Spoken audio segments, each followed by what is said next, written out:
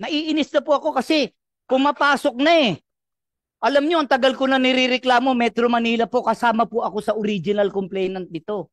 Ang usapan, maghahatid lang kayo sa Cavite. Kainta, suburb. Hindi kayo dadampot, dumampot kayo. Ngayon, umaangal na yung mga presidente, gusto na patayin kayo eh. Ay, wag na. Kaya nga po yung naawat ko, mananaksak na eh.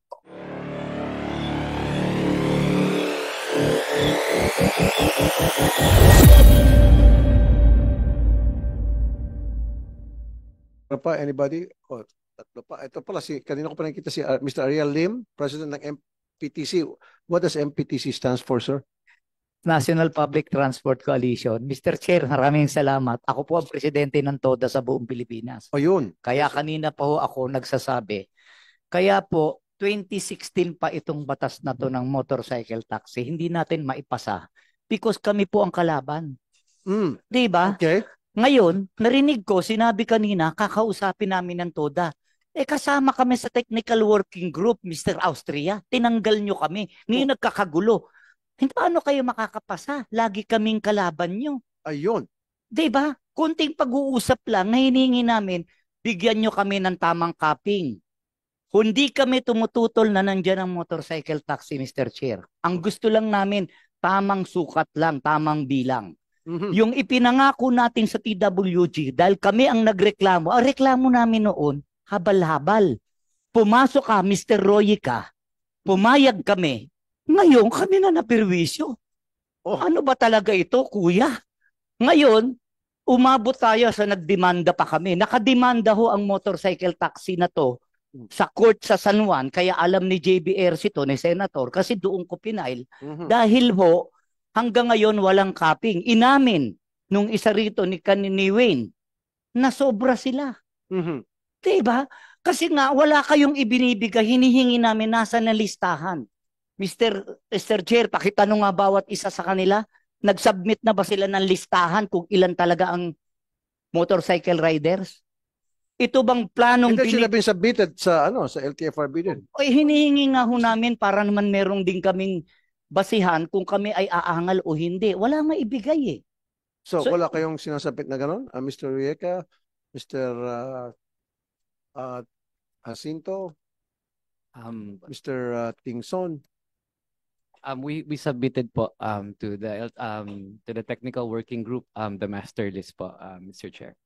Okay. Mr. Lim, nasubmit na raw. Yes, kasi po wala eh. Pag hinihingi namin, ang huli pong usapan namin sa Kongreso, sa Committee ng Transportation, bago maglabas doon sa mga probinsya, dumaan ho muna sa local government units. Dahil tinatamaan yung mga TODA. Ang tanong nyo kanina, ba't sa Batangas nandun yung angkas? Kasi pumayag si Badong, yung presidente ko ng federasyon, di ba sir? Pumayag yung federation president ko na magkaroon ng angkas doon. Sinatanong nyo bakit hindi nagkaroon ng problema kanina sa Angeles, hindi pumayag si Mario Bautista, yung presidente ko ng federation sa Angeles. Kahit pilitin nyo yun, ayaw. Kumampi si Mayor Lasatin. Kaya sinasabi ko na sa inyo. Magandang istorya ito. Lahat po. Kasi po, alam ko lahat yung nangyayari. Ngayon, bakit ang Maxim nireklamo, kaya naglabas ho doon ng papeles ang city government, parang persona ng grata ang Maxim. Kasi naglabas ng Maxim doon, hindi nagpaalam, nagalit yung mga TODA. Ayun. Ang tanong ko ngayon, bakit ang Maxim tumatakbo pa rin? Ba't hindi nyo isanksyon tanggalin? Kasi ang tagal ko na sinasabi. Then, tapos na po yung ating pilot program. Bakit nagdagdag pa tayo sa Region 3 and 4A? Pag pumasok ng Bulacan, may Kawayan, pumasok ng Region 4 lang yan, dito lang sa may Santa Rodriguez, Montalban, diba? Dito sa Cainta, Taytay, papasok din sa Metro Manila. Ba't di nyo lagay sa Bicol? Ba't di nyo lagay sa Region 8 yan? Tacloban, ba't di nyo ilagay? Bakit sa 4A nyo, 3 ninyo pinipilit? Mr. Lim. Naiinis na po ako kasi pumapasok na eh. Alam nyo, ang tagal ko na nirereklamo, Metro Manila po, kasama po ako sa original complainant dito. Ang usapan, maghahatid lang kayo sa Cavite. Cainta, suburb. Hindi kayo dadampot, dumampot kayo. Ngayon, umaangal na yung mga presidente, gusto na patayin kayo eh. Ay, wag na. Kaya nga po yung naawat ko, mananaksak na eh. Nagugutom na. Bakit mananaksak, sir? Kasi po walang kinikita dahil pati papunta sa umaga, dinampot na nila.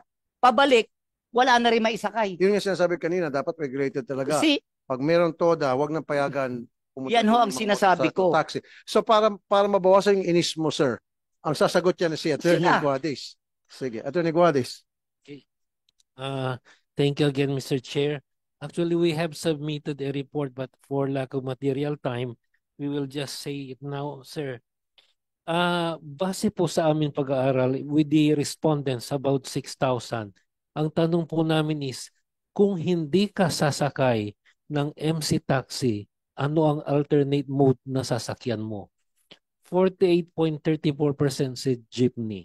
5.37% said tricycle. So in effect, ang tinatamaan po nitong MC taxi is not the tricycle. It is the jeepney. And we have data for this.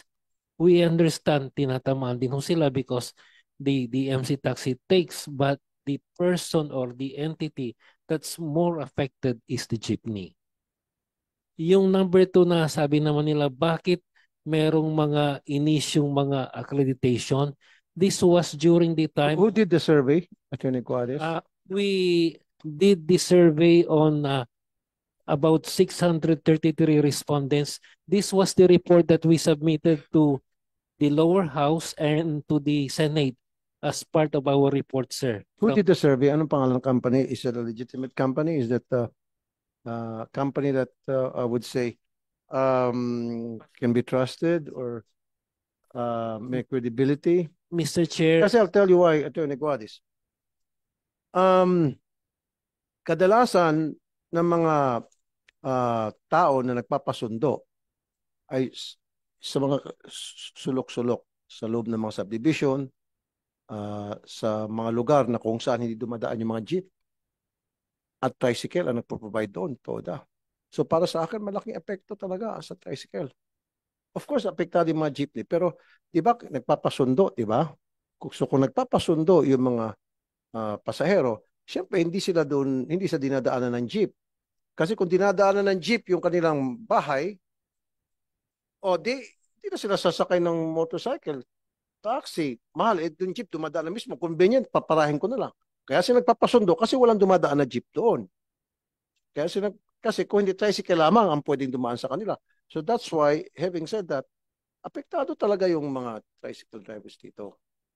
That's why I still want that implemented, yung napag-usapan natin, si Yusek Ortega ng DOTR, na pag-aralan nyo kapag meron ng TODA sa isang lugar, iban na doon sa rotang yon ang pagpasok ng motorcycle taxi. Parang sa gayon, everybody happy.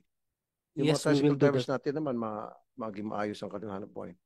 We will do that, Mr. Chair. Anyway, this is just a pilot study as format. So as soon as we get here, as soon as we finish this hearing, sir, we will reformat it.